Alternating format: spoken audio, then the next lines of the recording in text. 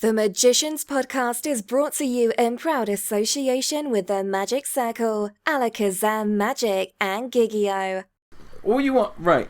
If you want me to badmouth people, no, I don't. He's a hero. Every time that guy is amazing. Every time I badmouth someone, you have to badmouth someone. Let's see how long this lasts.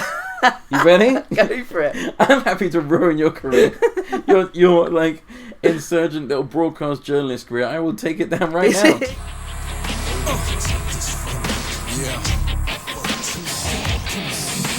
It's my life, my time, my rights, my rhymes, my grind, my struggle, hustle, sweat in my blood too. My predators smell fear, I smell a lot.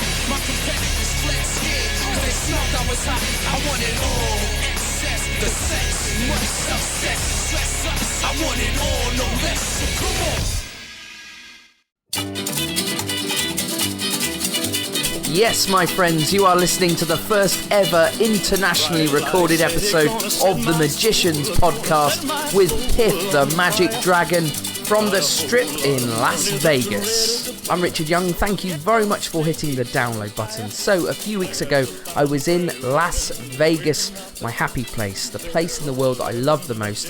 The reason, of course, is it has more magic shows than anywhere else in the world. I absolutely love it there. I saw some incredible shows. I'm so inspired at the moment because of all the amazing stuff I saw. But what did I see? Well, let me tell you what I saw. I saw Matt King, amazing. Seen him many, many times. Just as good as always. The new bit with the guinea pig, which you may have seen him do on Penn and Telephorus, absolutely brilliant. I also saw a show called Le Rêve, which is a bit like a Cirque du Soleil show, but it's not actually Cirque du Soleil at Wynn. Probably one of the greatest shows I've ever seen. I saw David Copperfield, amazing, amazing. I mean, I can't describe it. He just raises the bar more and more every single time, doesn't he? I don't know how he does it. There's a piece in the show with an alien, impossible to describe, you just have to see it. It's absolutely brilliant. I also went to see Britney Spears. If you ever get a chance to see a superstar, go and see a superstar. There is a reason why they are a superstar. They are very good at what they do. She was amazing. Very expensive ticket, but didn't regret it for a second. It was a show that I'll never forget. And while I was in Vegas, I also found time to speak to the guest on this week's podcast. He is a Las Vegas headliner himself, but a few years ago, he was just like me and my friends. He was here in the UK doing close-up gigs, trying to make a living. But then he came across a costume and a character, although I don't think he likes calling it a character, and he's had some amazing success with it. And he now headlines a show on the Las Vegas Strip 3 nights a week at the Flamingo, which is bang smack in the middle of the Strip. It's just unbelievable. His name is Piff The Magic Dragon. Well, his real name is John Vanderput. He's an amazing man. And for the next hour or so, he's going to tell us how he did it. Well, is he actually going to tell us how he did it? It takes me a while to get out of him how he got to where he is today. I'm not sure if he really gives me a proper answer, but this is a really fun interview. I sincerely hope you enjoy it. Sit back, relax, and enjoy over an hour in the company of a Las Vegas headliner, Piff The Magic Dragon.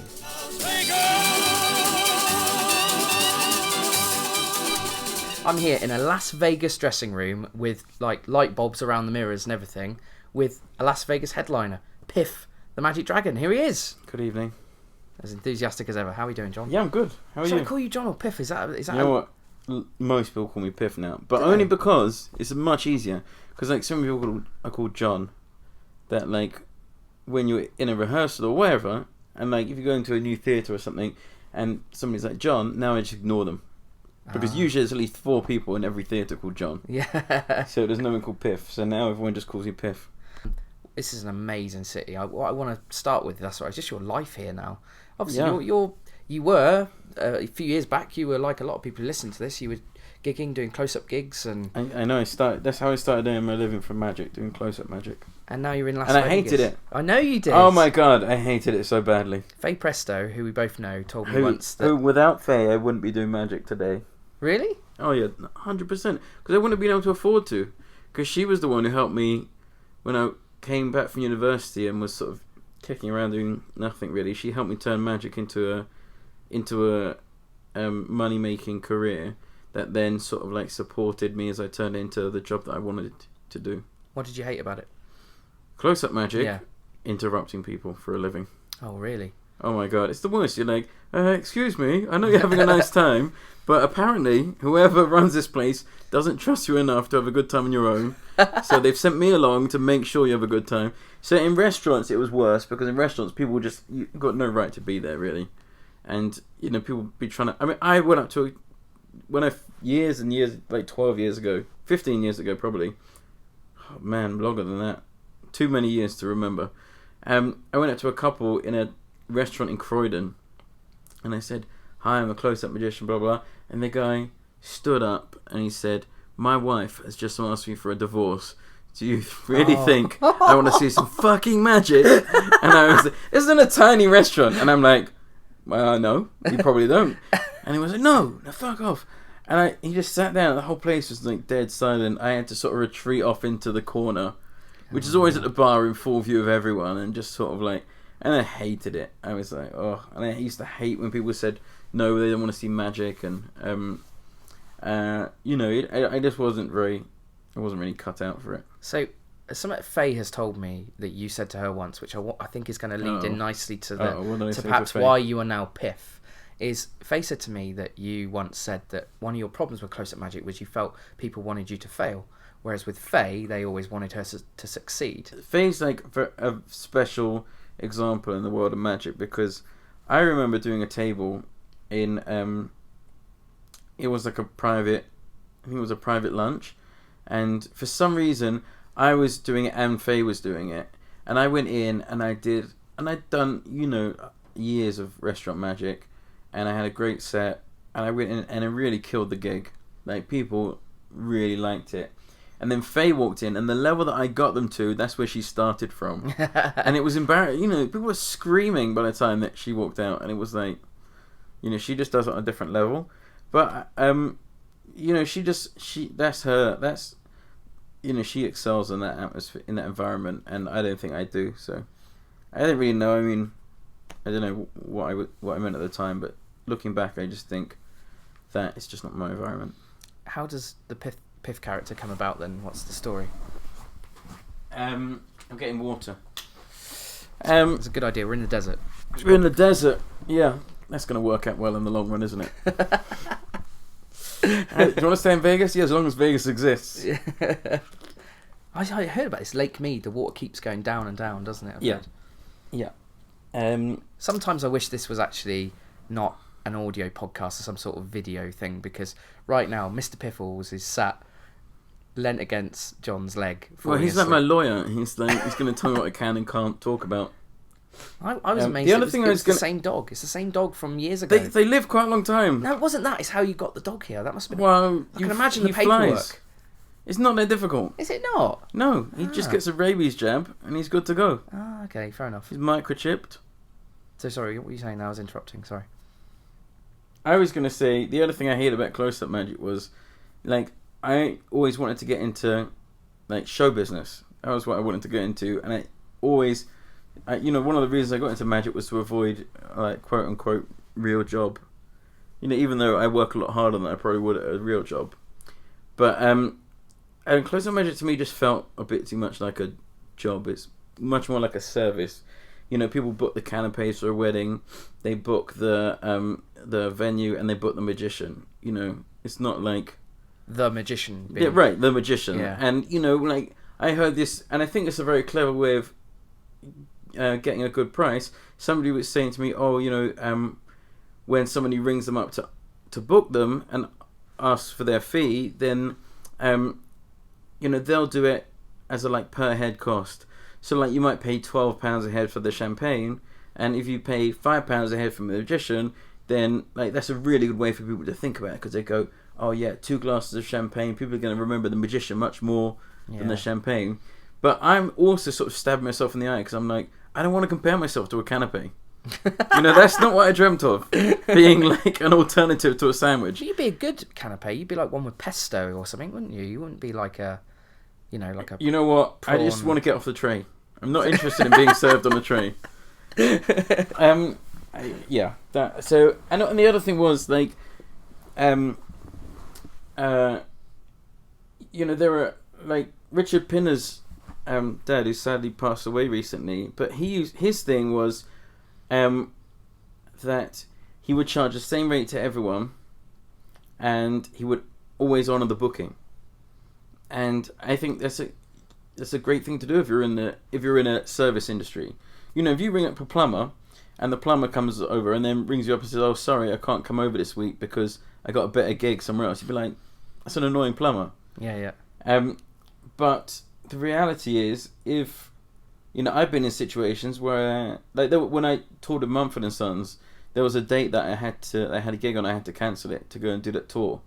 Now that was like a 20-date tour, and was like, you know, paid my tax bill that year, and also, you know, got me huge press.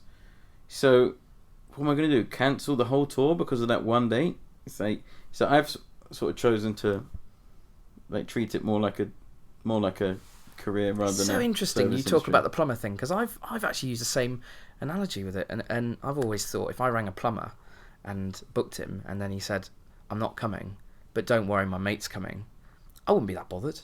And I wonder that with magicians when they cancel, are they that bothered really? As long as you don't stitch them up entirely. And I honestly don't think they are. I don't think they, you know, and like I heard a story which is probably apocryphal, but I don't think it is actually. There was like I'm going to try and not name names on any of this stuff. Oh, come on, John. That's what we want. We want names. I know. You know, you're not going to get them. We want to take names today. But there was a very skillful magician who was booked for a gig and got double booked and sent his brother along with an invisible deck. And the client loved it. You know? And then there was another guy that I heard of who forgot all of his stuff and just went around telling everyone how great the magician was. And the client loved it. That's brilliant. And you just go, yeah. And you know, I've been in lecture. I saw a lecture with this guy who was like, he did two things. He was like, he went round to every one of the tables and was like, "Oh, this is the first time I'm working with so and so magician. So you know, can you like go crazy so that he thinks we're all having a good time?" And I'm just like, if we're gonna do that, then why don't you just ring up the gig and say, "Listen, I can't be bothered to come and do it, but why don't you just pretend I was there and it was amazing, and just say how great it was?" You know. What are we doing with our lives? And then the other and you know, he used to stand up. His last thing was to make a chicken out of a tablecloth. I now know who this is. And I'm just like, all right, yeah. What are we doing? We're making chickens out of tablecloths now, and that's how we're getting standing ovations. So you know, I just didn't want to be in that environment. That's not what I got into magic to do. So make chickens out of tablecloths. So a long not time... tablecloths, table napkins. That would be a big chicken. Yeah, it would. I'd be more impressed if they did it out of a tablecloth. That would imagine that you do a big tablecloth pool, and then you turn it into a massive chicken, and then that would be something to see. So it's the best bit about your life now that you don't do close-up gigs. Yeah, literally, I can imagine. Yeah, oh my god, it's so good. When did you? No, I'll last tell you what one? the best thing about my life is. The best thing is, that when I go and do a show, people have come to at least see a show. That was the thing. I just want them to at least be coming to a show. Yeah. It doesn't matter if my name's on the door. I just want them to be coming to see a show, rather than going to go into some god awful mix and mingling corporate thing, and like I'm one of the distractions. It's just like yeah. Oh my god. So how does the Piff character come about? Did you? What character? It's just me in a dragon outfit. Well, yeah. Okay. Come on, let's be real. All right, so it's John in a. There's a big cardboard cutout of you upstairs. There is, yeah. But it's right next to the ex-burlesque girls. Yeah. Their big photos. Which is where I requested it to be. Is it? You share a theatre with the ex-burlesque girls. Yeah, I do. Yeah. Do you know them? Yeah, they live next door. They're literally through that wall now. Yeah. Amazing. That's where they're kept. Amazing. It's a great show, ex-burlesque, by the way. Not that I'm saying your show isn't great. Well, you haven't seen it. I saw it a couple of years ago. How is that relevant? Are they different girls now? Oh, what are you saying? You saw the Ex-Burlesque show a couple of years ago? Yeah. Right. I thought you were saying you saw my show a couple of years ago. I've seen your show loads of times. You haven't? No, I haven't actually, because it's changed a lot. Well, they've Strange saw it in Edinburgh, so I feel like I've seen it. Right. I'm so guilty. And it's irrelevant that Strange saw it in Edinburgh, because it was a totally different show. It's different again? Yeah. This is something that magicians... No, hang on. This is something that people do all the time. And I'm so guilty of this. There'll be... Somebody will say, "Oh, have you seen so-and-so's act?" And I was like, "Yeah." And I saw it like 10 years ago, and it was either great or terrible. And now as a performer, I go, "Oh my god, I do like hundreds of performances all the time, and how many times do I come off stage going, "Oh God, that was not the one." That was not a good night. And people judge you on that one thing they see. That is their sole judgment. Yeah. That one window they saw you, and so I always say we because Mr Piffles, but this was before Mr Piffles. I did the Hackney Empire New Act of the Year years ago. Is he still He's alive? still alive. Don't worry. It's just, Oh, his ears moved. We're all good. This is how he sleeps. I did the Hackney Empire when I first started because I thought it was a new act competition. Now I know that it's not. Even though it's called New Act of the Year, it's not a new act competition. But I did that, and it was fine for where I was at the time, but it was pretty shit. I was terrible, and so many people saw me in like the comedy industry and have judged me ever since on that performance. And I'm just like, it's quite good now. It's like, I worked on it, and now it's good. And I think, like, it frustrates me when people do it to me, but then I do it to other people all the time. Did your act really move to the next level, you think, when you stopped doing close-up, when it became your entire world? Because I've heard a few people say, Noel Britton has said it quite a number of times about how you never get really, really good unless it's the only thing you do and you don't have any other distractions. I'm not sure, because there are certainly like people who are polymaths who do a lot of things very well. But I think the more you gig, the better you get. Yeah, there's no substitute for working. You did stage magic before the costume, didn't you? You did it. You did it as John Vanderput. Yeah, it was dreadful. Really? But like, I think you have to. I think one of the things that frustrates me about magic so much is this, like the stigmatism that comes, the stigma that comes with failure. If you look at any other discipline, like, failure is not encouraged maybe, but it's certainly like a necessary step in success. Whereas in magic, when somebody does something that doesn't work, people are like, "Oh my God, did you see that? Oh, it was terrible. He did this terrible thing. She did this terrible thing." And you're like, "Well, yeah, it's terrible today, but who knows where it's going to go." And I went to drama school. When I came out of drama school, I formed a little theatre company, and we did a sort of piece of sort of crossover magic and theatre, and it was dreadful when we first started. I mean, it was awful. We did this IBM competition, and I think they changed the rules in the afterwards to ensure that nothing like that could ever happen again.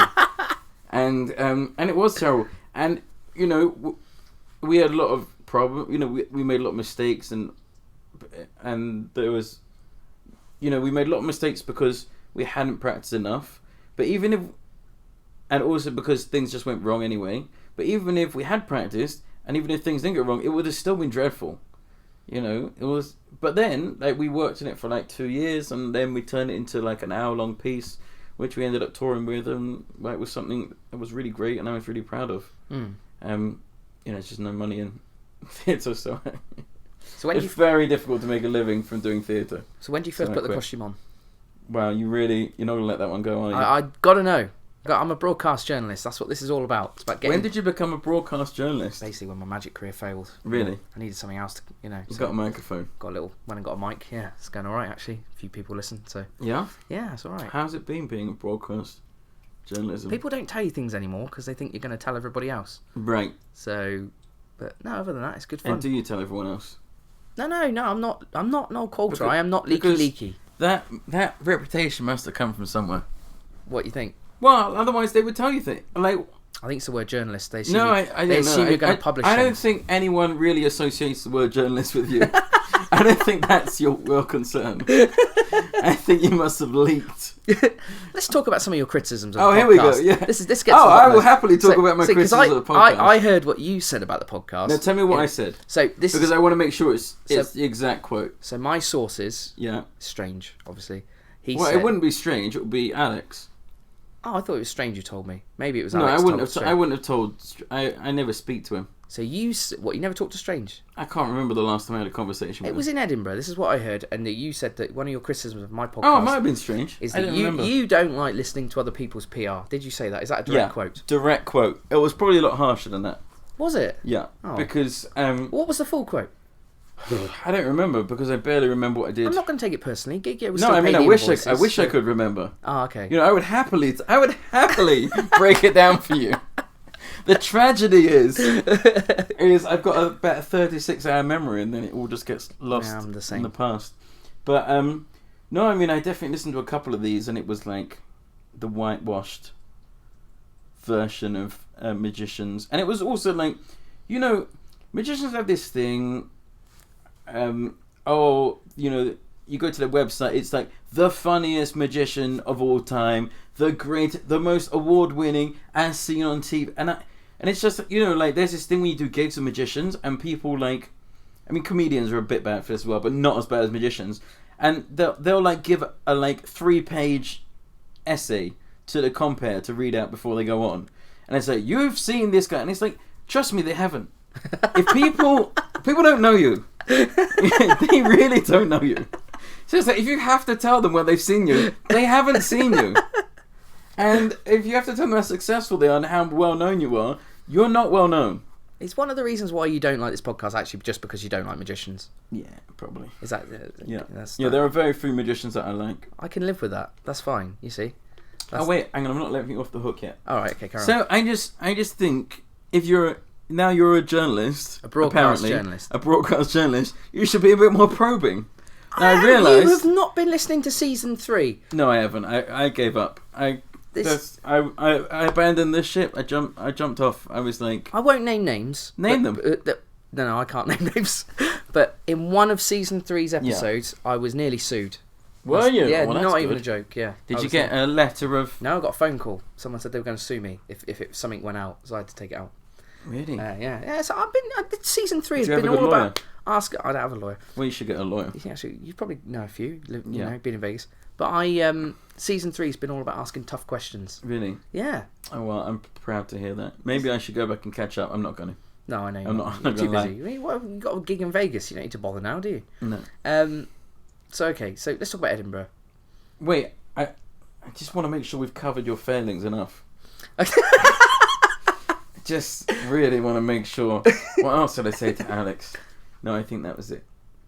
I just listened to some magicians. If you're not a fan of the podcast, why are we sat here now? Why have you agreed Because to do I'm a fan of you. Oh. I think you and what's the other one called? Strange. Yeah. I think you two are hardworking, and you do something. At least you try to do something different. And to be honest, like, if people say that about me, I'd take that as a compliment. At least he tried. Yeah. Now that's enough. That's good enough for me, to be You know honest. what I mean? Yeah. Because it's like, because this is the thing, people aren't there to see our successes often. Yeah. Like, the stars have to align for people to really, there have been gigs that I've invited people to and I just killed it. I did it to my friend. My friend came the other day to a gig in Nashville, and we just like tore the roof off the place, and I was like, oh my god, I'm glad he saw that show. And then we brought some people to the Vegas show, and it was just, sometimes, Vegas is a strange audience. They're either amazing or they're dead. And it's like, it can be like worse than a cruise ship sometimes. Yeah. And it was just one of those nights. It was just a terrible night, and I was like, wow, they think this is terrible.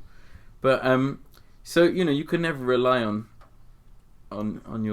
that being your reputation. But at least you tried. I'd have that on my grave. Thanks. At least he tried. I appreciate that. So Can we just sidetrack just for 1 second? We'll come back from your failures. Yeah.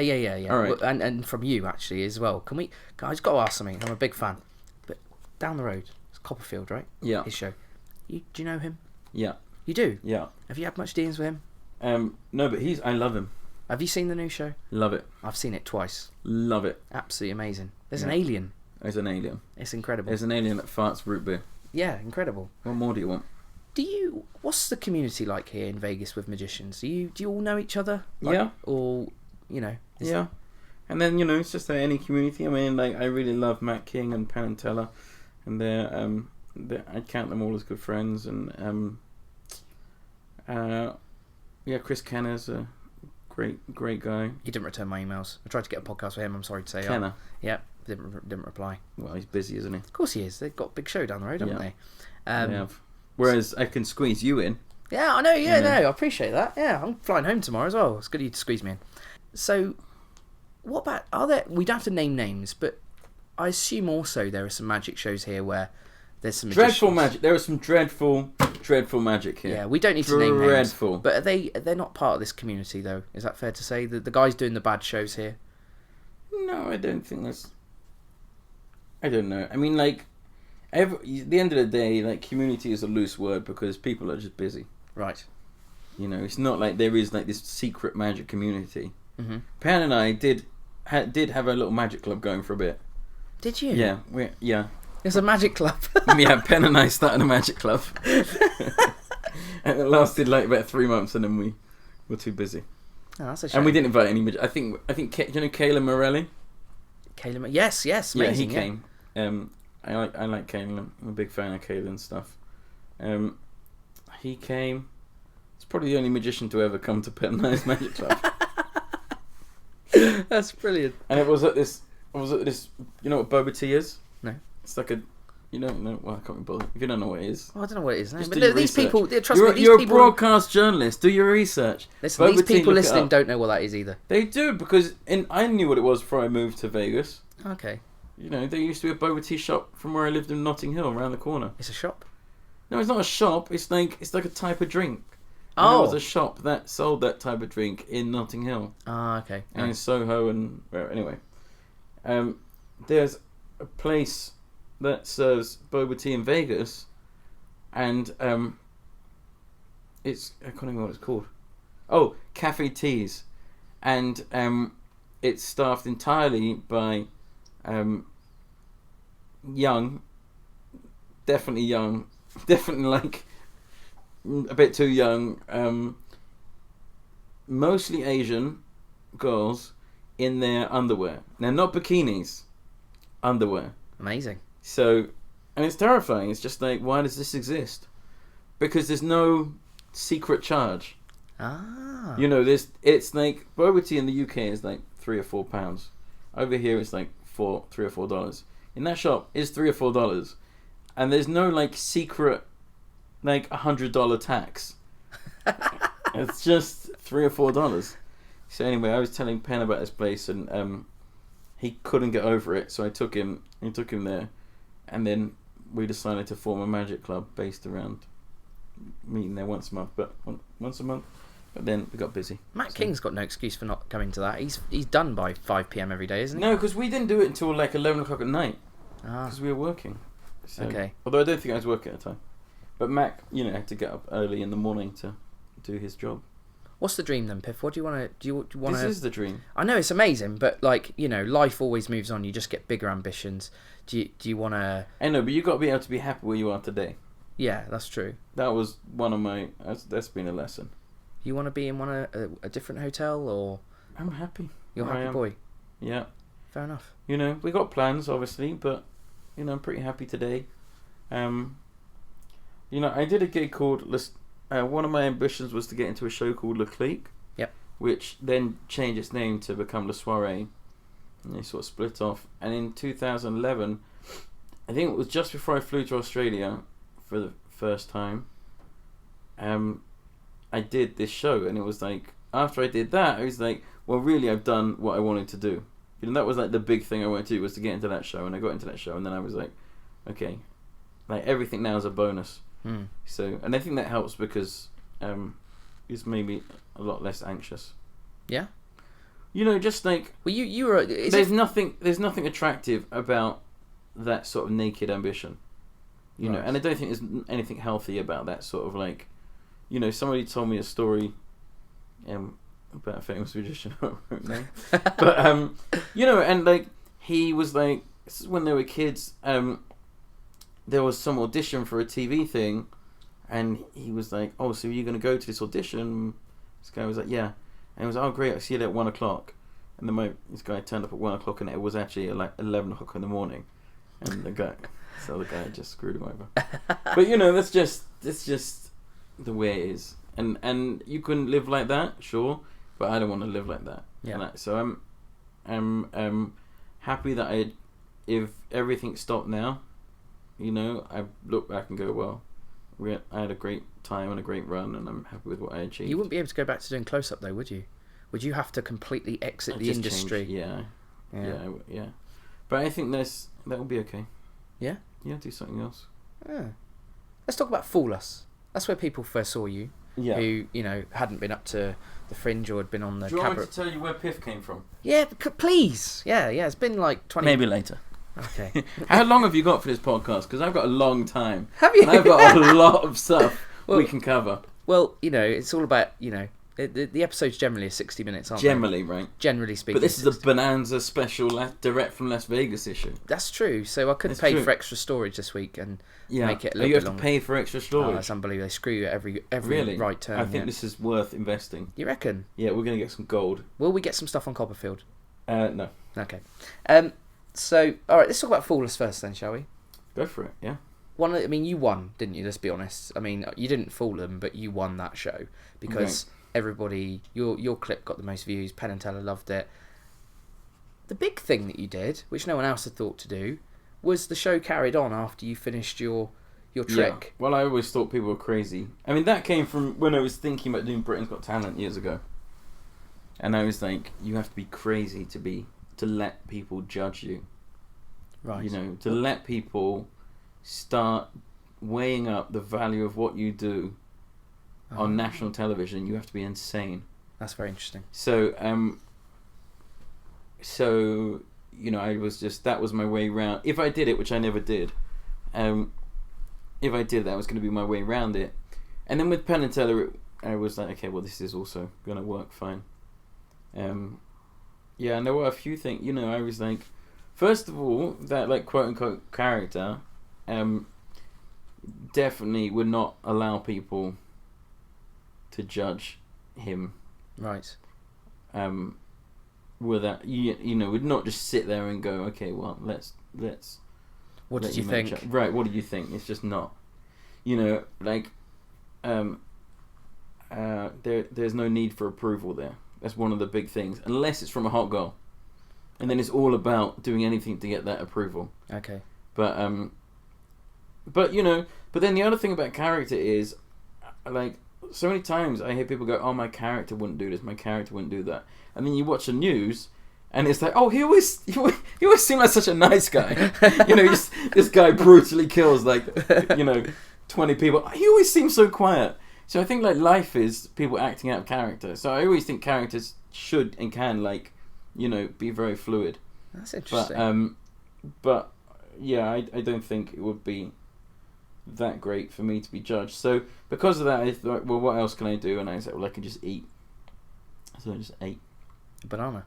a banana. Yeah. Which is always a comedy food. Oh, it's amazing. Certain things just, It's 5 years ago now. yeah. It stands the test of time though, that clip, doesn't it? It really does if you Yeah. watch it again. Yeah, I got a little bit fat since then. Gonna have to lose some Yeah, well, we're some little dragon weight. all like that though. Yeah. Especially here, I've been hitting the buffets. They're I know, amazing. It's a challenge here. They're amazing. Yeah, I did the news. I did because at the moment I'm touring, and every time we go into a new city, we do the morning news. And I looked at this clip. I watched this clip back and I was like, "Oh my god, look at my fat little face!" And I wrote to my manager and I was like, "You've got to check out this clip of my fat little face." And then the next day he rang me up. He was like, "You know, I think we should. I just want to say, don't take this the wrong way, but I think you put on a bit of weight." And I was like, "Yesterday I wrote to you." So I haven't read it. I said, "Oh yeah, look at my fat little face on that." So got to lose a bit of weight. Yeah. Did you ever do Britain's Got Talent? No. You never did it. That's No, interesting. never interested. But you mentioned you thought about it though. I think most people Well, do, yeah. don't they? I think you have to think of it. You know, what are you doing with your career if you're not thinking about that stuff? Yeah. It's like it's one of the biggest platforms for getting your act out there. Yeah. But in Britain, I think it's got a bit more of a stigma to it. Mm. You know, Not so much here.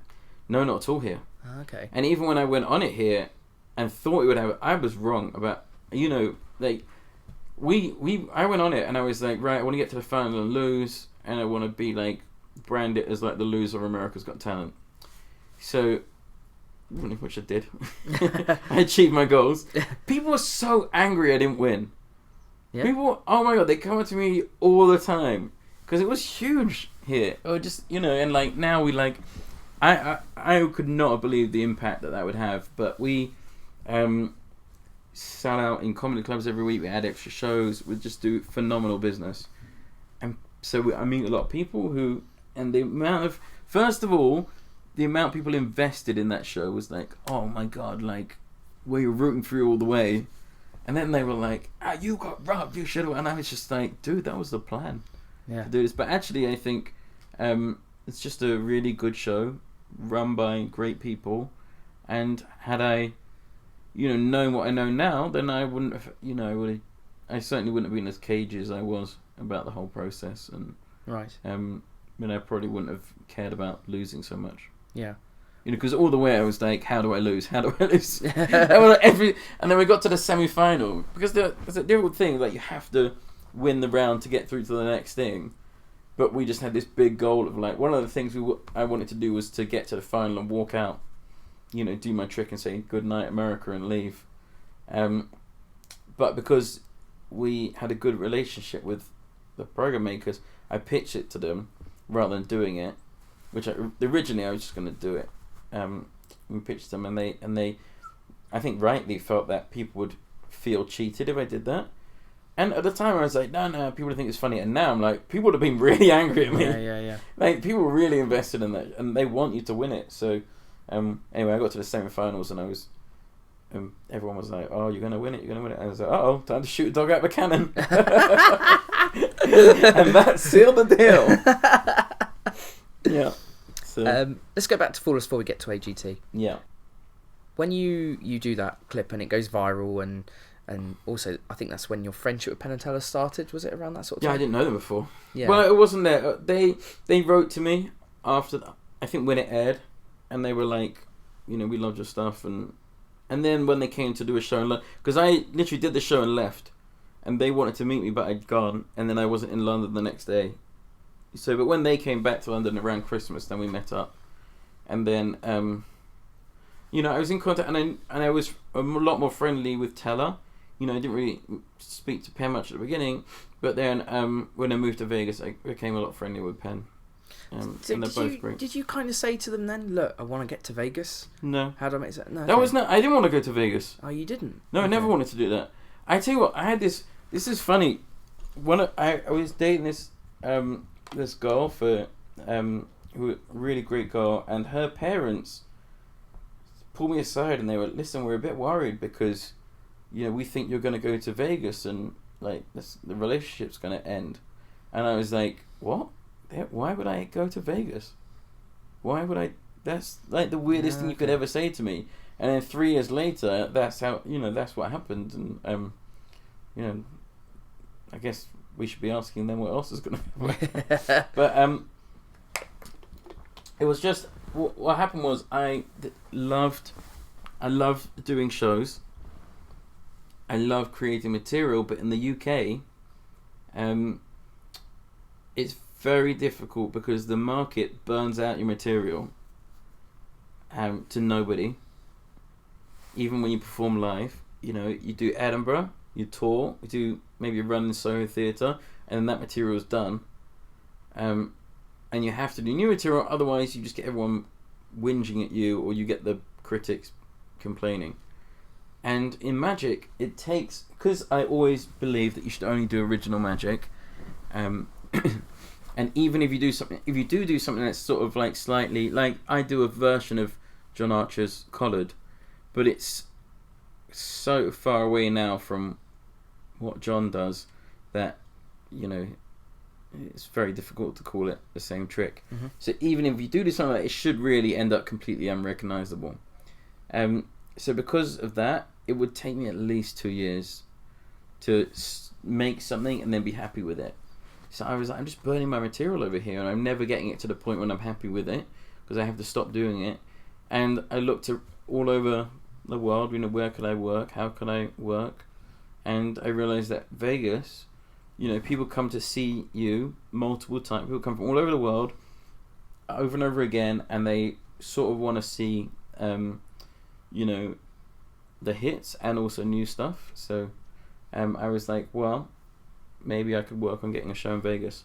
I mean, Penn and Teller have got their show here, which is like one of the greatest magic shows of all time, probably. And then they took that show to the UK in 2010, I think. Great reviews. Came back with with the same stuff, half new tricks, snagged, got butchered in the press. Because they brought the same stuff back, Because some they of were it, like, yeah. I've seen some of this before. Who cares whether you've seen it before? Like, the other 4,000 people in that theatre haven't. And even if they have, some of them want to see that. Like, Penn and Teller got some of the greatest material ever. Like, Teller's Red Bull trick, I would watch that, like, over and over again. Yeah. And so I was like, I have to get out of this situation because it's not conducive to the way that I work. I always say, if you bought a ticket to see Elton John and he didn't sing Rocket Man, you'd be livid. I don't understand why. I know, but then if you bought a ticket to go and see a comedian like Eddie Izzard or who's another, like Louis C.K. would be a good example, and he did every single joke you'd ever heard, you'd be a bit frustrated. Yeah. But someone like Seinfeld, like, doesn't change his material, changes like I think 10 or 20% a year. So he works he works much more similarly to like how I work on my material. I don't throw it all away every year. Yeah.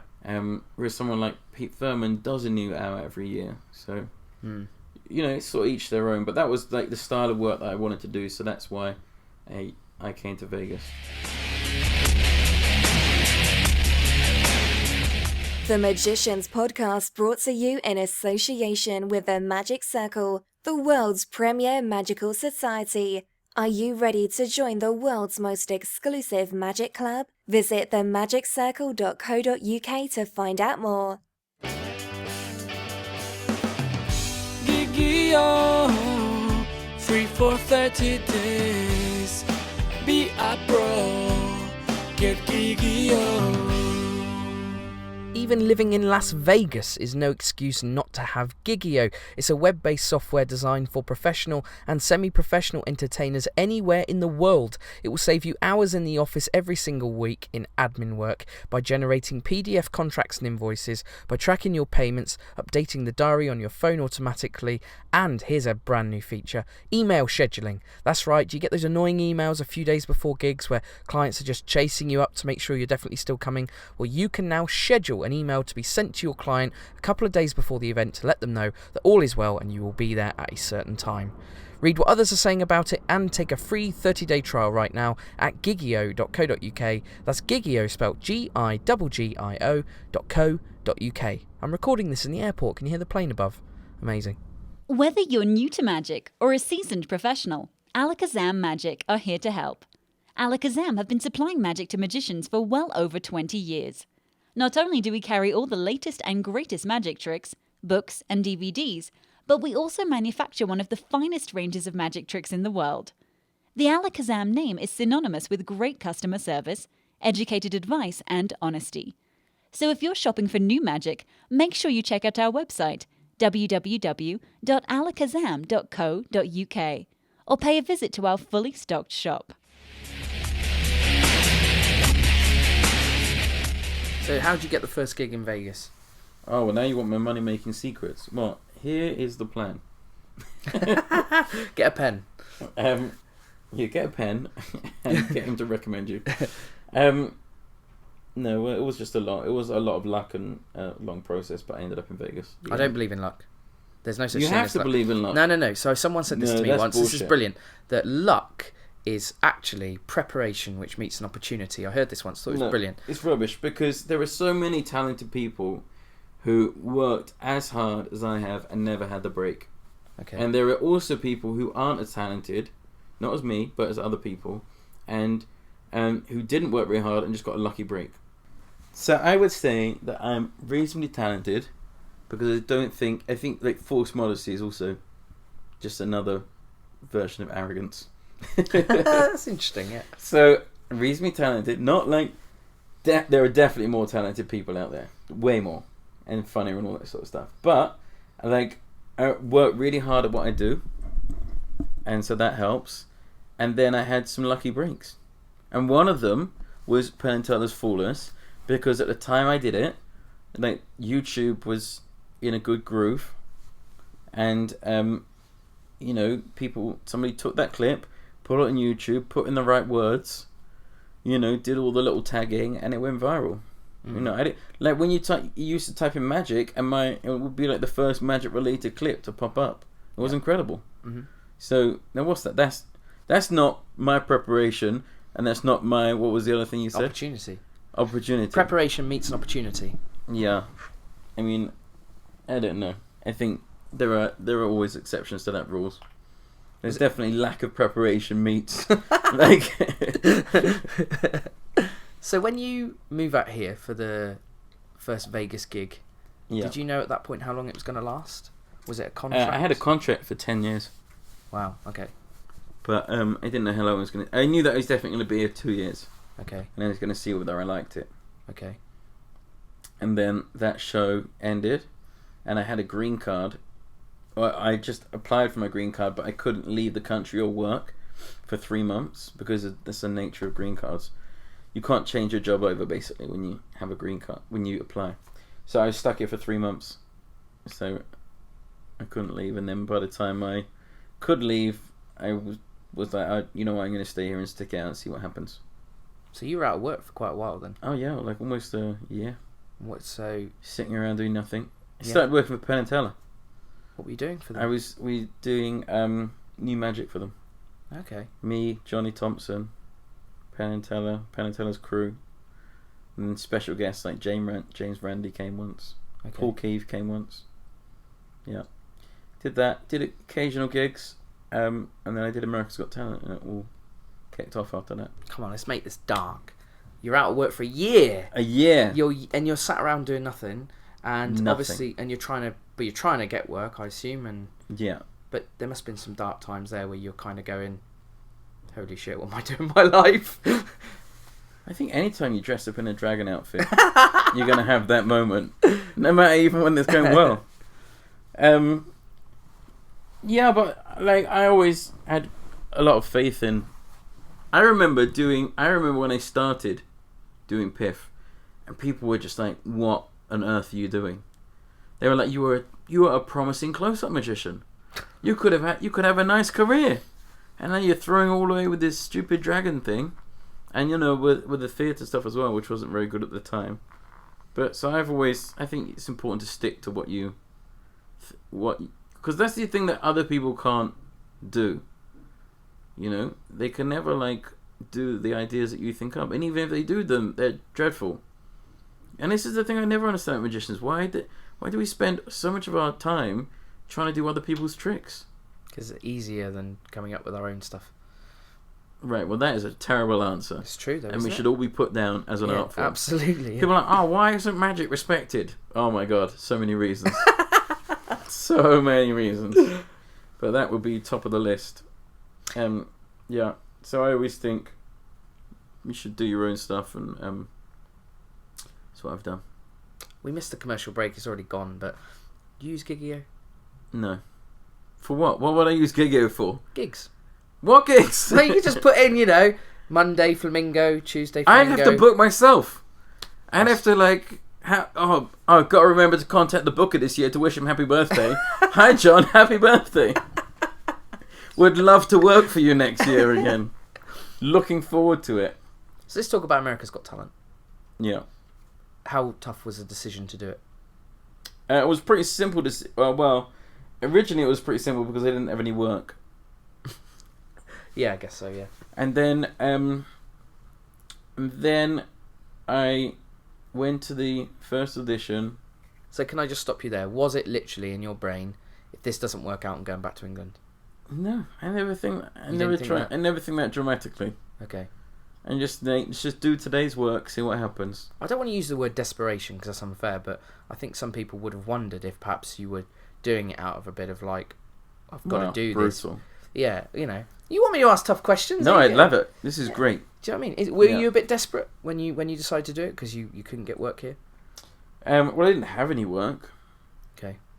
So, depends what your definition of desperation is. It sounds very dramatic. That's good though, right? What, for your broadcast journalism? Yeah, absolutely. Yeah, perhaps, but it's not a very good emotion to run your career from. Can you not just give me the soundbite for the opening and just say I did it because I was desperate That's the opening of the episode. Then I'm sorted. Well, why don't... I mean, you've just said it. But it can't be me saying it. It's got to be Why? you. Why? You're saying, in journalism now. I'm desperate. I was desperate. I had to do America's Just Got get your Talent. sub-editor to write a new headline. I do all the editing myself. Oh, well. There's no employees. Well, on the podcast. listen. Just write to your sub-editor, and then you create a little sub-editor email address. Oh my god, that's another thing I hate about magicians, when they create their own managers. Oh, it's the worst. Oh yeah, you've got to email my manager. I'm just talking to you, aren't I? Come on, let's be honest. Yeah. No, you've got to email manager. All right, fine. There we go. I've emailed your manager. Okay, well, he'll be in touch. I can't name names, but there was a project which came up last year in the UK, and I know that 2 people who were considered for it were subsequently ditched because they got replies from their managers who the people who were doing the project knew didn't exist. Right. It's a bad idea. Don't pretend you got a manager. People know you haven't. Just don't pretend you're not. Just don't pretend. Full stop. Yeah. Even though magic is all about pretending, Yeah. it's like these people. Anytime you're pretending to be someone you're not, or pretending to be more famous or better than you are, in theatre, it's just fucking. Oh, I don't want to say fucking. It's explicit content rating. You're fine. Alright. Well, in theatre, it's like it's littered with people who are doing magic consultancy with no skills. Yeah. The greatest magic consultant out there is Paul Keefe. He won't be on the podcast, that guy. Oh, Paul? Yeah, unbelievable. Yeah. He won't do it for He you. won't do it. I've asked him. Claimed he'd never listened to one. Well, there we go. It's a good reason. Wow. What would you rather have? The honest truth? Or someone bullshitting you?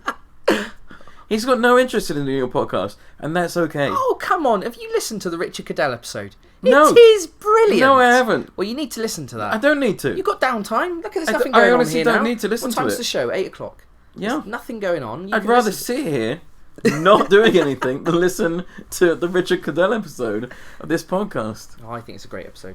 It probably is. You know what? It's probably great. I'm sure people will love it. And it takes nothing away from your podcast that I have no interest, neither does Paul Keefe, in listening to that episode or appearing, although I'm happy to appear. Yeah. I'm glad be you're on here. it because I believe in Young and Strange. Yeah. Anyway, let's talk about you being desperate and going on America's Got Talent. In your words. So, first audition. This is the big thing with America's Got Talent, if you don't watch it back in the UK, is it's not like our version. There are 5 rounds here, aren't there? So you need a load of material. 1, 2, 3, 4, 5, plus a bonus round, 6 rounds. 6 rounds. Not only do you need a lot of material, you need a lot of material that works in 3-minute segments. But you got a long clip for your first audition, didn't you? It's a lot longer than 3 minutes. Yeah. What was that like going out on that stage? The first couple of times, I wasn't really paying attention because the first time I had to go to London to do this. I did. I did. Oh my god! Tell me it's a close-up gig. Careers work out so they're just so bizarre the way things work out. So we were pitching for the Royal Variety Show. Years. Oh right. And we still pitch, and we just pitched recently, and they said it would never work on television.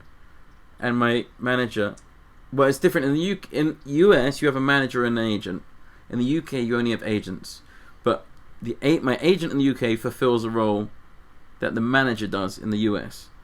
So now I talk about her being my manager, even though she's my agent. Right. Sorry to. Is this really just you replying on the emails? Or Sadly not. So you really do have a manager? I have a UK agent/manager, and a US manager, and a US agent. Right. But my UK agent/manager, every year just like rings up them up going, oh, what about Piff? And this is after America's Got Talent, after the like global success. They went, nah, we don't think it's going to work on television. Just like, all right, fine. So I got a gig. I applied for America's Got Talent. I went to the non-televised audition, and they went, great, we love it. And they booked me a date to do it. And then I went to... Ow! I just hit myself. Ow, that really hurt. Oh, I just hit my funny bone. You got a show in a few hours. I can do it if you can't make it. What, the show? I reckon I could do the show. Yeah, I reckon you could do it. I could play Vegas, just the once, Do you reckon anyone would notice if you and I look a bit alike, don't we? I think they just go, oh, it's chubby or Piff. That'd be the only difference. Oh look, Piff's really got chubby. And then they listed his podcast, and it all makes sense. Well, he did say he needed to lose weight. What were we talking about? We're talking about America's Got Talent. Oh, so I said okay, I'm going to do it, and then I did 10 minutes for Penn at his 60th birthday party last year in LA. He's 60? He's 60. Wow. Or 50. He's 50 or 60. I think he's 60. Wow. Okay. Yeah, he is. He's 60. So, and it went great. And afterwards, people a couple of people said to me, "What are you doing?" And I said, "Nothing. I'm literally not working." And they said, "This is stupid. Why are you not working? Like you got a great act. You should be working every night." So they were like, "We're going to get you working." And I said, "Okay, great. I'm also going to do America's Got Talent." And they said, "Don't do it. It'd be a terrible thing for you." And I think in the first few seasons, it had a reputation. It got a reputation, and it deserved that reputation of being a bit, shafting performers over and all that stuff. Well, Kevin James has been on this podcast, and he's told his story. Right. Of, yeah. Well, I don't know what that story is. Okay, well, yeah, it's exactly what you're saying, him being shafted, basically. Right. So, and also, they had people judging who just shouldn't be judging. Who cares what Piers Morgan thinks about your act? So they were saying you shouldn't do it. So I rang up America's Got Talent and said, I'm not doing it anymore. And then they were trying to get me to do it. And then I got this gig, just came in out of the blue, as these gigs sometimes do. Could I come and do this show at the Palladium for this show called Sunday Night at the Palladium? Wow, yeah. You know that TV show? Yeah. Right? Yeah, of course. I was like, yes, this is the dream. Here we go. I'd love to do that show. And they were like, okay, great. What we want you to do is... And I was like, what? Why can't I'm just going to come and do it as Piff, because that's what I do and that's funny. No, we don't want you to do that.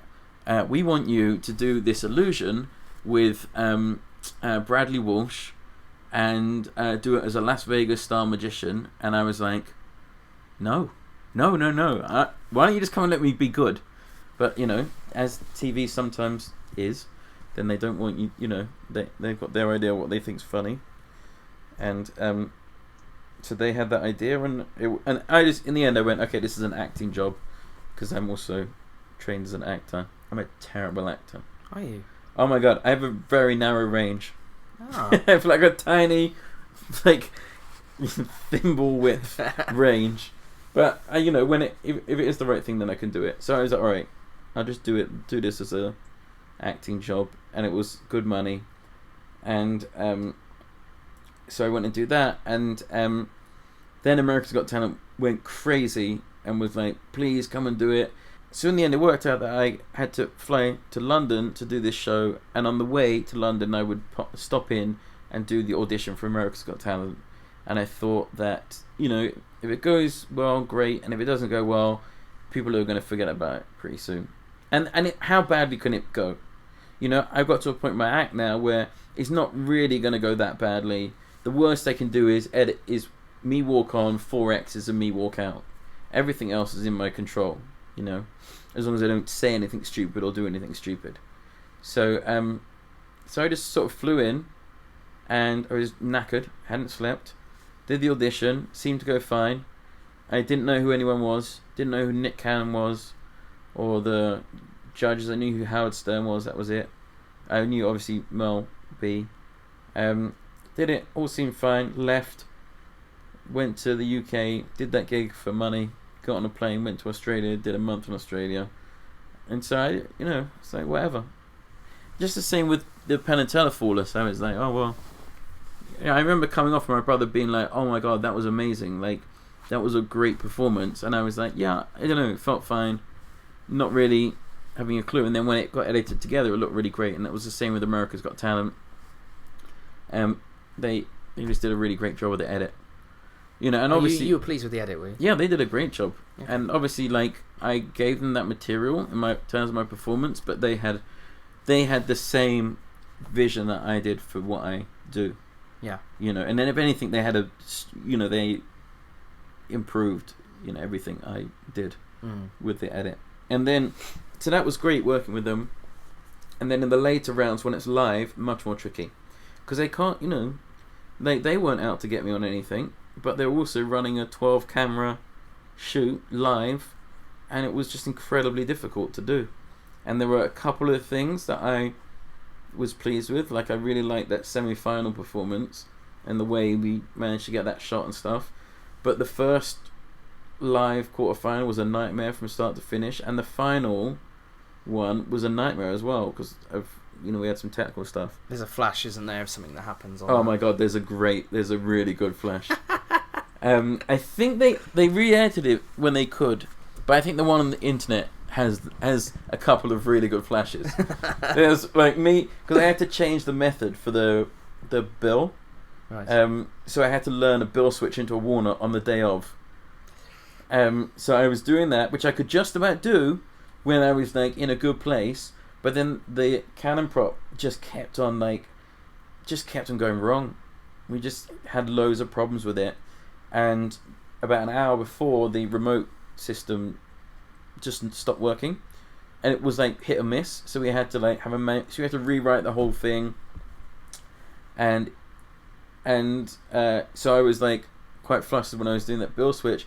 But then there was this really good bit where I just had a switch for the dog. It's a robot dog, changed to a real dog. Well, I dropped a cloth in front of it, and I was standing next to a screen, and my friend would like pop out and switch the dog round, and it looked great in rehearsals, and it looked great 99% of the time.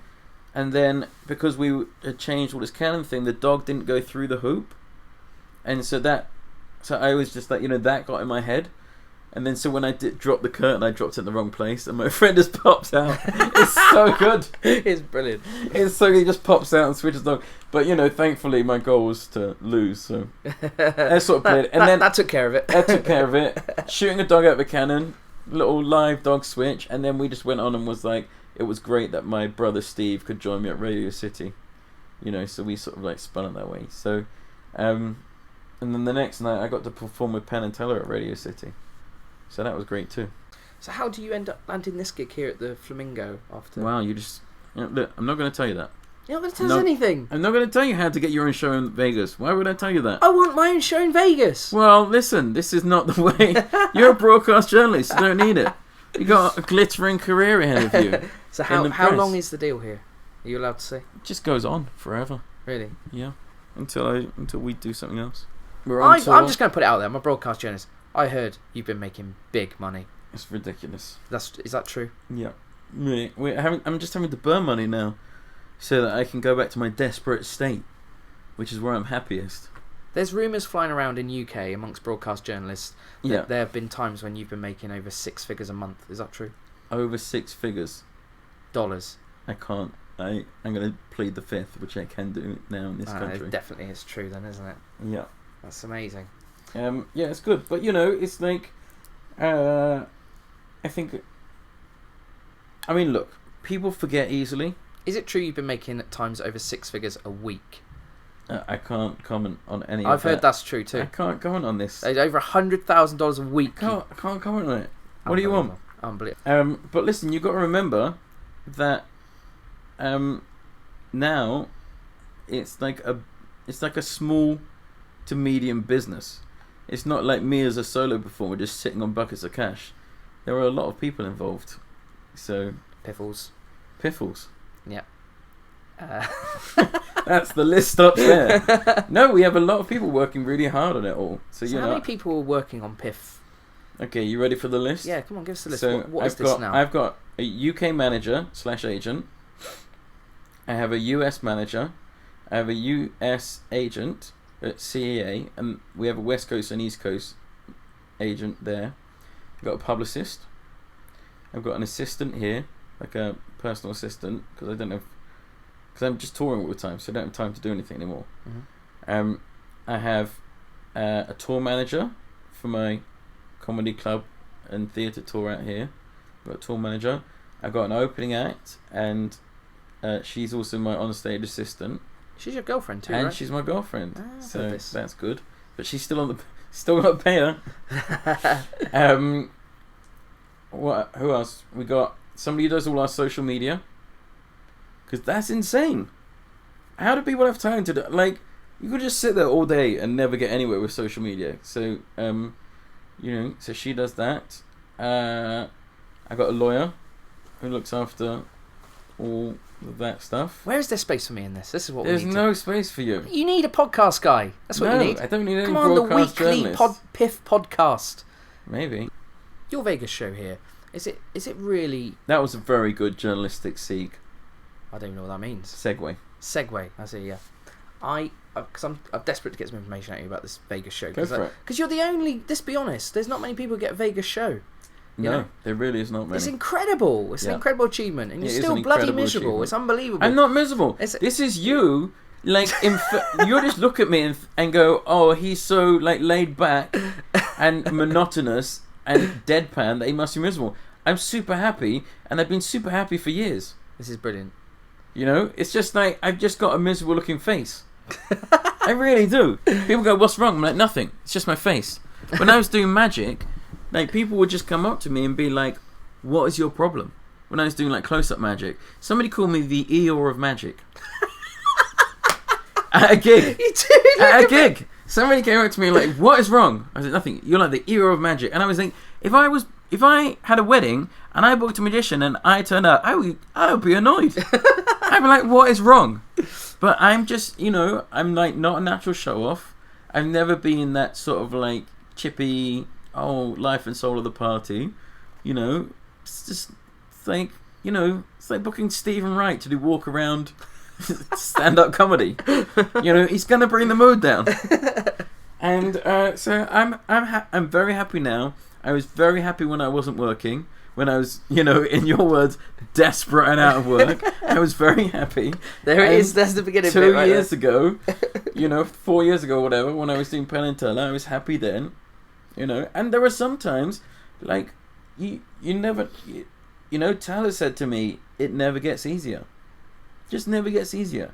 And it's true. My experience is, like, when I was just before Penn and Teller, I was working all the time. I had enough work. I'd built Piff up into something that had enough work, and I was really happy. And Penn and Teller was great, and I was very grateful for that exposure. But it's, it also comes with a lot of hard work, and problems is a little bit ungracious of a word to use, but I would say problems. What are the problems? One of the things is it's difficult in show business to go backwards. Yeah. You've always got to be trying to be driving it to something bigger and expanding, just like in any business. I think you've got to do that, and that's the only real problem. The rest of it is, is fine. So it scares you, the thought of it going backwards, does it? Well, look at you. You're probing into those emotions again. It would only scare me if I was afraid of losing something. But like, I was happy then. I would be happy again. I'm happy now. So this casino, do they come down and they have a chat with you every month or so and go, right, let's have a look at your ticket sales this month? Or how involved are they in your I think show? if the ticket sales were bad, then they would probably kick us out. Right, yeah. But maybe not, because it depends. As long as they're getting their money. Yeah. I work very hard with my producers on the show. We're always trying to, make it better and get more and more people to see it. Yeah. Yeah. I just, I think, like, all of those, if you're looking for, like, this is how to do it, it's like common sense. That was all I would say on the matter. I could tell you, I could go through all of the ways that, like, all of the decisions I made over time. All it is was just sit down, just plan, and then you hope you get lucky. That's really interesting. Okay. Don't do stupid things. Because I'm sat here listening to you avoid my questions about how you got a show on the Strip in Vegas, thinking actually the reason is you're trying to protect your position here, because let's face it, there's more acts than spaces here on this road. But you could just sit here, like, let's how do Young and Strange get to Vegas? How does that happen? Yeah, well, no, I think that's why people want to. There's a lot of people tuning in. Forget Young and Strange, who would love to be here in Vegas. Right. Doing So a how do magic you show. think they should do that? well, I guess you move out here, Right. and you network, Right. and you talk to people, Right. and you show people your act, and you're Yeah. nice to people, Yeah. and you wait for an opportunity to come up. There you go. There's no big secret. That's what happens. That's just the way that you do it. There's no like big secret in this stuff. Don't be a dickhead. Work as hard as you can. Make it as funny as you can, or or if you're not doing comedy, then make it as good as you can. Only as you can. Like that's all you can do. You can't make it better. You can't make something better than you can.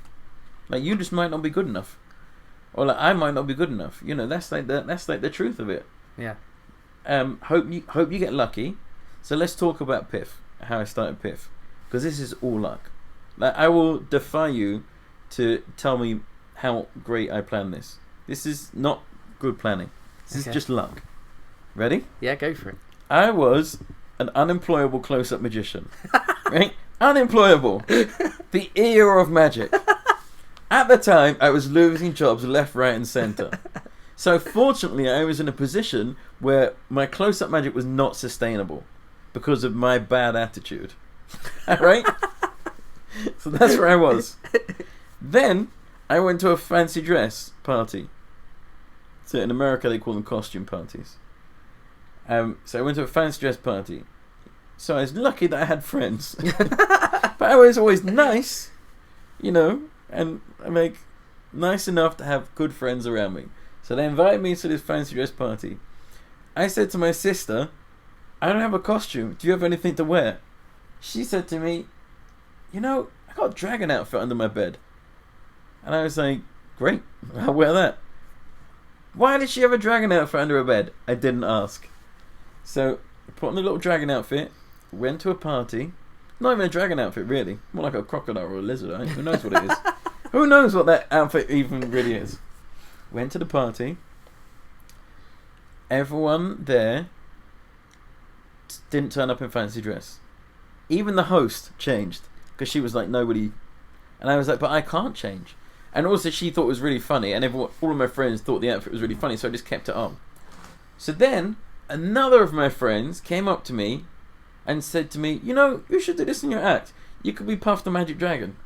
And I said, I could be Piff the Magic Dragon. You might have heard of my older brother Steve. And I thought, that's pretty funny. Now all of that is luck. Wow. Tell me the opportunity. It's just luck, right? It's just a random thing and a random thing and a random thing and a random thing, and then it all comes together. Now, then when I had said that line, I was like, that's a funny line. And then I was like, I could work on that. So I did it, and I tried it 9 months later. 9 months after that party, I tried it. And it was really funny. And as soon as I tried it, I was like, this is it. So then I went to Dubai, and I did this close-up gig. Did you ever do that close-up gig in Dubai?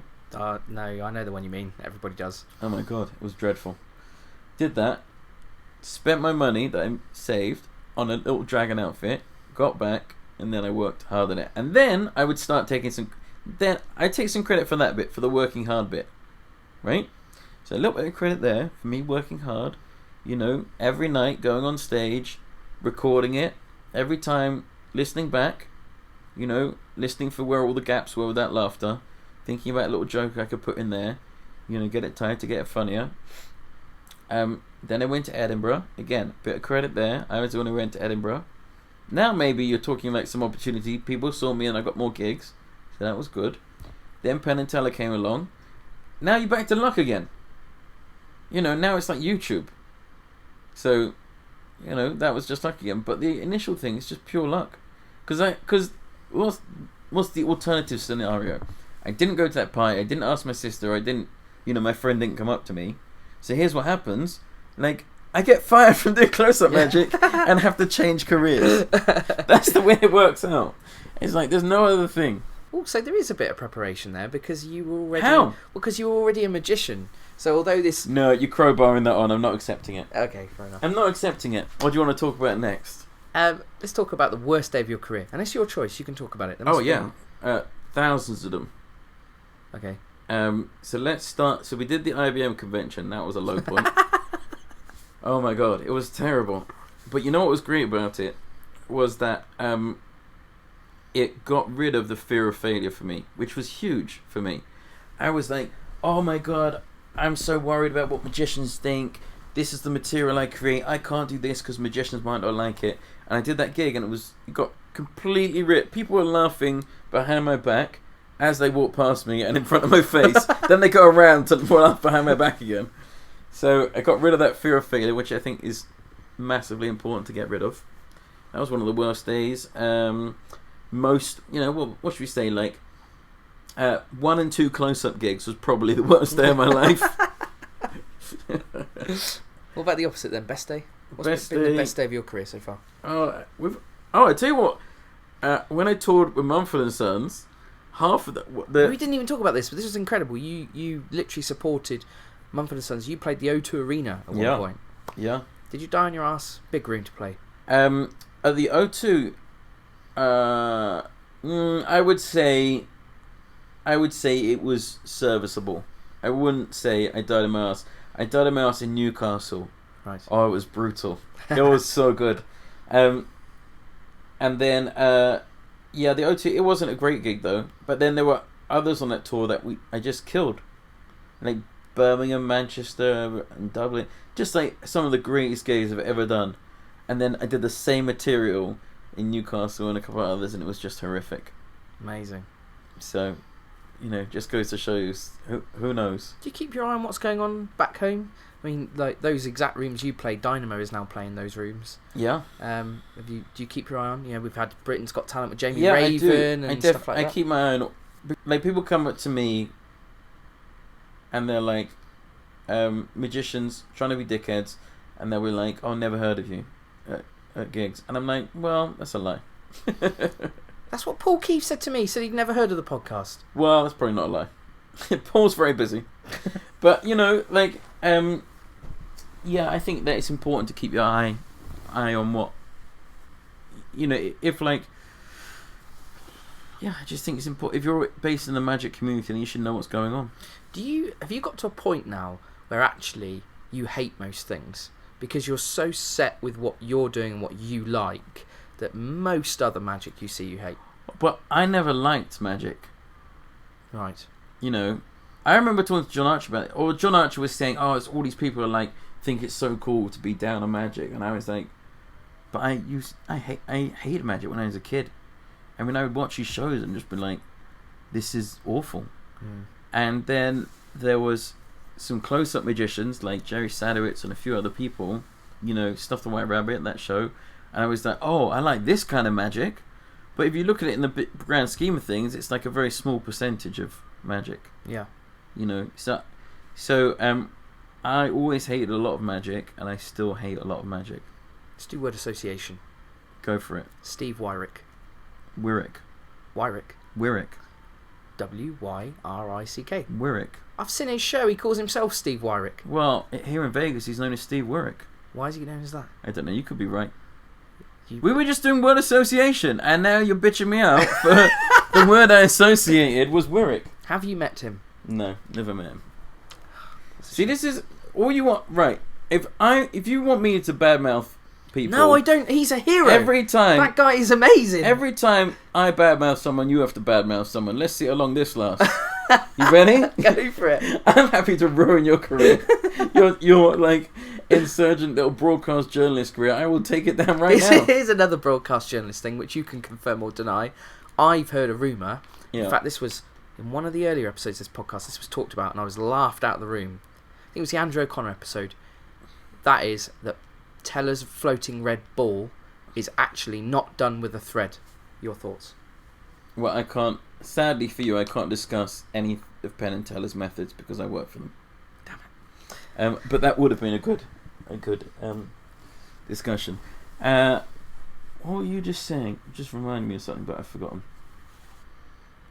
I don't know. Was it about Steve Wyrick?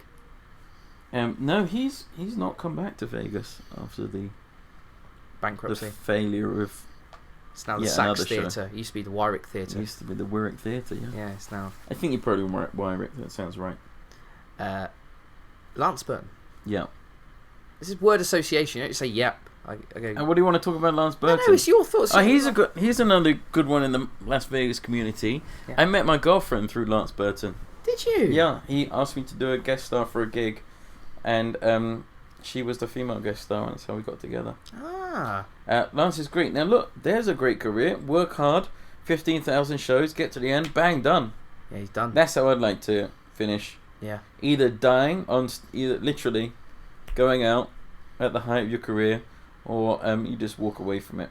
Yeah. This sort of like downhill slope is horrible, and I'm trying to get much better at the planning of everything.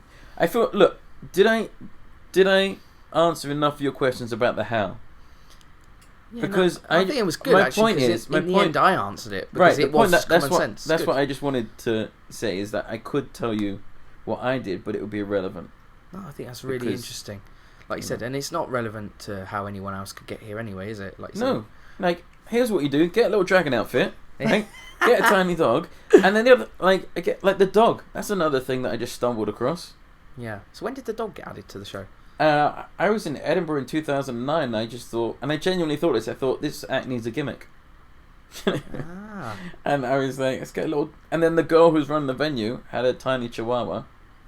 And so he went in the act because I was friends with this girl, and then it was really funny. So I went out and bought Mr Piffles. Yeah. So the point I was about to make was, in the past, like, I didn't really think about anything, and now I'm trying to be a lot more thoughtful and plan and save, so that in the past I had to do close-up magic because I didn't have enough money to, live without doing that gig. And now I'm trying to just get a little bit more, plan things a bit more and be a bit more sensible. Yeah. So, it's just that I'm doing gigs that I want to do, and I'm not in a position where, I'm having to. My dream for my career was that I would be able to go on stage and do what I had dreamt up. Yeah. That was it, really, and that started happening in 2012, when,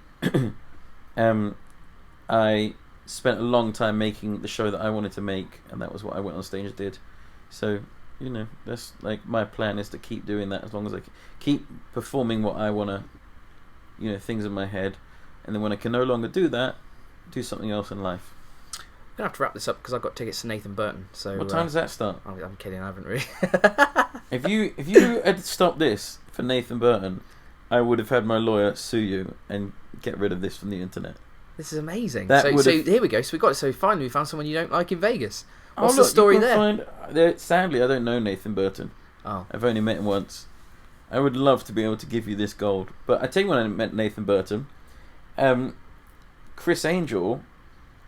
Chris Angel! There's got to be some dirt on that guy across the road. Well, if you like being sued, you are going down the right path here. Well, we've already had Darcy Oakes already taken care of. I'll tell you my Chris Angel story. And so I would do I did a bullet catch in the show that I was originally in Vegas, and it was framed as a bullet catch, but the trick was actually shooting Piffles out of a cannon. But the opening line was the bullet catch. Harry Houdini refused to attempt it. Harry Houdini refused to attempt it. 12 magicians have died performing it. Chris Angel sadly survived it. That was the opening line, right? Brilliant. So Chris came to the show one night, and I said to the producer, "Listen, Chris is coming. Do you want me to pull this line? Because it's not my show. If it was my show, I'd just do it." And he was like, "No, it's funny. You should do it." So I did it. It got the biggest laugh. Got a round of applause. Never got a round of applause before or since. So then I got a message saying Chris would like to meet me. So I went up to him. He was in a room. Went in, and he said, "Oh, great show." And he said, "Oh, thanks, Chris." And he said, "Thanks for the advertisement." And I was like, "What?" He was like, "Thanks for the advertisement." I said, "Oh, no problem." And he'd dislocated his shoulder, so we talked about that. And I said, "I hope he gets well soon," which I did. And that was it. That was my Chris Angel story. And Nathan Burton was with him at the time, which is my Nathan Burton story. I was hoping that was going with some sort of lawsuit or something. I'm sorry. It's just, unfortunately, it shows both of us in a positive light. Everybody gets possibly on in me Vegas. Less so. Yeah. But Penn told me that every time they would go on the radio and slag off Siegfried or Roy, I don't remember which, would call Penn up personally and say thank you for the advertisement. Brilliant. So That's he's great. been taking some Siegfried and Roy lessons. It's time for the final question. Piff the Magic Why Dragon. is it time for the fight? Where have you got to go? You got to do this. Listen, when they were doing all of that, Have you got a bet on that this is going to be the longest episode ever? Or when something? they were doing that, what was his name? The guy who is in Russia now. Wyrick. No, possibly. The other guy, the computer guy, the NSA guy. NSA. The news. Remember the news? Right? There was that story about the guy who whistle blew the NSA. Oh, Litvinenko. No, guy. he was the guy who got assassinated by the Russians. Yeah, the bald guy. They poisoned him. No, not him. Right. This is a very famous story about the American. It's just my memory is so bad that I've forgotten what his name is. And he was like, the NSA is spying everywhere, and he flew to Hong Kong originally, released all the information, and then flew on to Russia. Are you sure you're not getting confused with the latest James Bond movie? And the movie is, they did a documentary on it called Citizen 4. Right. This is ridiculous that you don't know who this is. I mean, it's bad enough that I've forgotten. The famous Snowden, Edward Snowden. Right. Okay. You don't know who Edward Snowden is? No idea. You're shitting me. No, no idea. You're kidding me. I don't live in Russia. Why would I know? It's not right. Listen, as magicians, we have to get a bit more involved in the outside I'm world. a broadcast journalist. What I Then- do? I travel round. Then this is the reason Paul Keefe is not on your podcast, because you don't take journalism seriously. You don't know who Edward Snowden is. No, I'm sorry, I don't. You're kidding me. I've been watching the Copperfield show. I haven't been keeping This up to date has with... been going on for 3 or 4 years, possibly 3. Who knows? Years. Right. Okay. And you're telling me those journalists who broke that story would be like, listen, my God, sorry, Ed. I was possibly going to give you the Edward Snowden of magic. And now, it's irrelevant to you. We've got 11% battery left. It's irrelevant to you because you don't even know who Snowden We is. could sneak this in. Because, look, I've not asked you about the Magic Circle. I've left that out this week. You want to talk about the Magic Circle? No, I want this scoop. What's this scoop? It's gone. Damn it. Yeah. Can we talk about the Magic Circle? Yeah, go for it, yeah. I think it's really good. Ah, I think a lot of people should get more involved, and I think people should stop worrying about the small picture and concentrate on the bigger picture of the Magic Circle, which is that it should be the premier magic organisation in the country. It should be looked upon just like, you got the National Theatre, which promotes, look at the work that comes out of the National Theatre. That work should come out of the Magic Circle, and we should stop this small-minded bargaining for power and focus on the bigger goal, which is advancing the art of magic. Well, that's good. That's a good point. I agree entirely. Yeah. Do you get a free pass to the buffet? I don't know. I've never asked. Really? They'd let you go. I in there get for free. wouldn't I can play golf whenever I want. What, at the Win? Not the Win, because it's not a Caesar's property. Oh, okay. But the Caesars have their own golf course, and I can play golf there. Let's talk about another thing in magic. Go on. Magic doesn't need to be, because it can do whatever it wants, but it would be more helpful if it was a more collaborative community. Yeah. Like if you work in theatre, what's wrong? Yeah, we got a low battery warning now. That's a bit Well, worry, isn't it? how much of this gold were you going to be able to fit in? I was making one more point. That magic should be much more collaborative.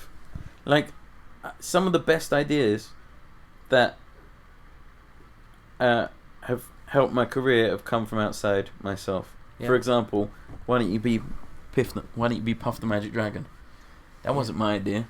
My brother used to come up with a lot of my best jokes. Oh, really? So, yeah. The final question on this podcast is, what do you think is the biggest problem with magic today? And if you have a solution, how can it be fixed? It's Wyrick, isn't it? Well, no. Here's the deal. What I dislike about magic, and what I would like to fix about magic, I don't think is a problem for magic, because the things that are successful in the market today, I don't really relate to in any. Doesn't mean I think they're bad. I just don't relate to it. It's like when you see a comedian who doesn't make you laugh but makes the room laugh, or you listen to a song that everyone loves and you hate. doesn't mean it's bad. It's just I don't relate to it, and that's how I feel about 95% of magic that I see on television. I just go, I don't really, you know, I used to love, and I still do, love David Blaine. You know, I would watch the Blaine shows, just like think it was the greatest thing ever, and then I watched like the, you know, like any other sort of street magic show, and I just don't get it. Right, I don't really understand this. So I guess I'm not really in that position. I just think like, for me, I'm just like concentrating on what I do and making what I do as good as I can. And so that's the thing. I think like people just, well, maybe it's not. Maybe I don't know. The more people like look after their side of the street, then the better it's going to be from everyone. Brilliant. This is the end of the Magicians podcast with Piff the Magic Dragon. Very disappointing 1 hour and 30 minutes. Have you had a good time? It's been alright. It's amazing. You're going off now to do a show in Vegas. You know what? I've had a nice time with you because I think you're a nice person. Ah, thanks. Alex likes you. Alex is a nice guy though, isn't he? He's a good human but being. he's a good judge of character. Thank you very much, Piff the Magic Dragon. Brilliant.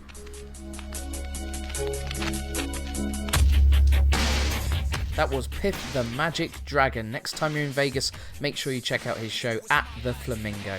Thanks very much for hitting the download button. I will see you again next Friday. Have a great week. Take care. Bye-bye.